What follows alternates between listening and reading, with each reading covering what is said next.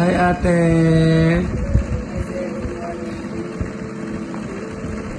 Ano po?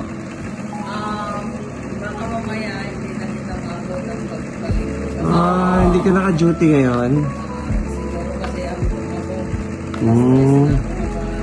Uwi ka na, te. uwi muna ako pagdating. Pa-flight na po ako, ate, mamaya. Thank you po, sobrang babait niyo dito sa Alpas. Napakaganda po ng pagtanggap. Napaka-sisipag niyo pong lahat dito. Salamat po sa inyo. Salamat din po na dito. Alpas yung lapit ninyo. Yes po, babalik-balikan ko po ang Alpas dahil sobrang ganda. May peace of mind po dito. Ate, tanggapin mo to para, sabi mo, pambaon ng anak mo ngayon bago ka umuwi. Thank you po. Salamat po ng marami. Ingat sa biyahe. Tapos balik-balik. Bye-bye po. So, vlog natin.